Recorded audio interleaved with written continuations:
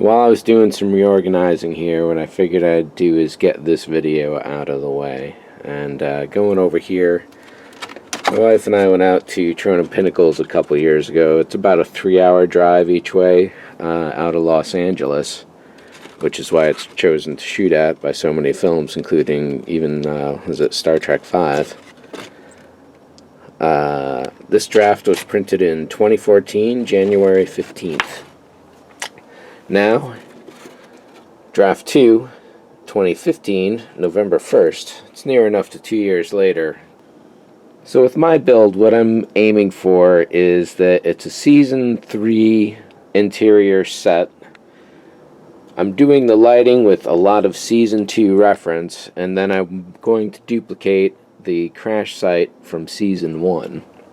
And those are pretty much the mountains. I gotta do some research.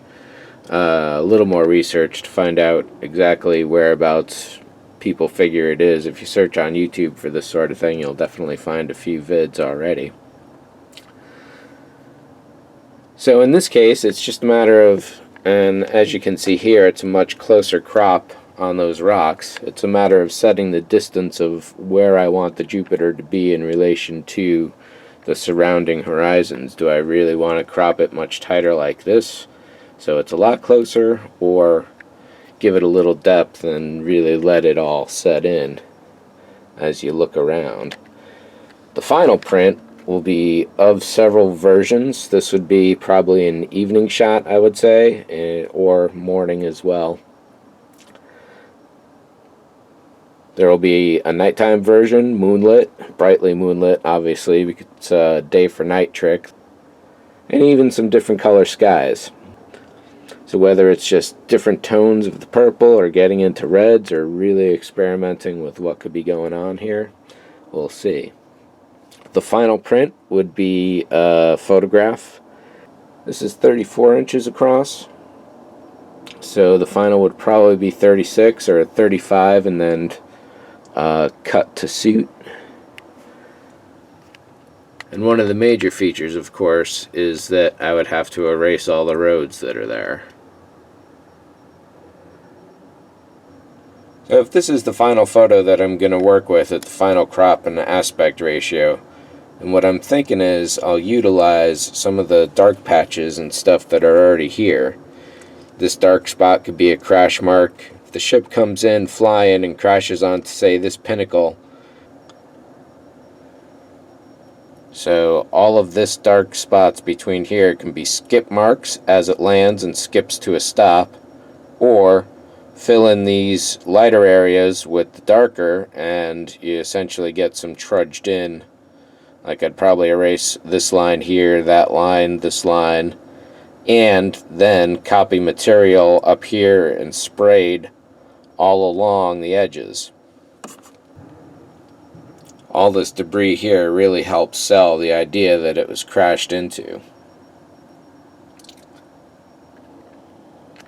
And then adding the Jupiter shadow into this somewhere, definitely nice. And of course I'll have to get rid of that vapor trail and probably this one too, if not modify them to make it look like that's the Jupiter 2's vapor trail as it came in and is now blowing over the site. Even disperse it up a lot. That's a possible idea. Clouds are very delicate though, you gotta be careful on how you paint them. Dirt, much nicer to paint. So that's essentially that. From this draft and the concept nearly 2 years ago, all the way up to here. The backdrop setting. Oh yeah, I should go into the actual construction of how this is going to work out. I haven't completely figured it out, but the basic idea is going to be an I-beam frame of sorts that is heat wrapped around the edge there to get it to fit, and then basically like a stage construction going around with some, well, I don't know if I want to do backings because there are backlighting possibilities for this, and throwing some LEDs in there to change the time of day, that could be a nice idea too. Stepping up from this, if it was a reasonable cost, getting a 24-inch clear hemisphere, cutting that in half again so I've got a quarter, painting that lightly on the inside, lighting from the back. That could be kind of wicked. Could be. So that's it for the ideas on the backdrop. There is an entirely alternate to this. The diorama base is going to be set up for the desert crash scene. Since I'm using the landing legs, that means the model is going to be sitting off the height of the ground, certainly lower than the hull is right now, nevertheless a particular height. So there will be a styrene wrapper going around with reinforcements that is removable.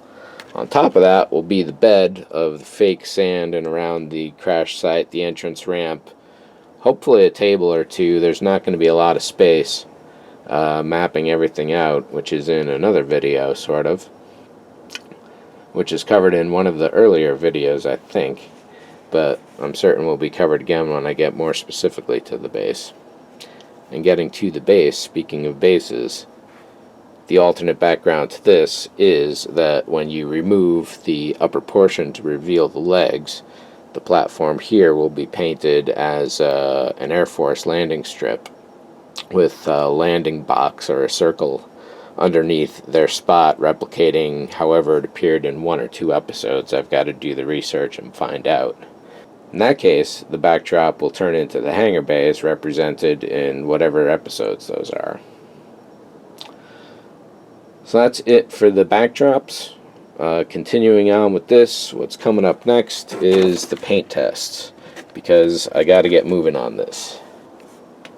And getting those stairwells is step 1, which means step 0 is getting all this organized, getting all of this back out here now that this table is better organized and things have been reset. So this model started off in a different apartment working around what was essentially a kitchen table in my living room. It turned into more of a...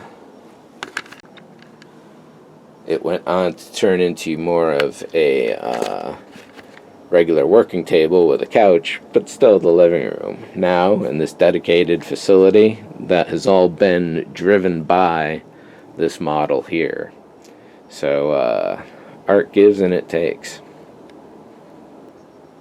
Art gives goodness, and it takes some pain sometimes, that's for sure. This 2 years has been a very long haul. And finally, it's the end game.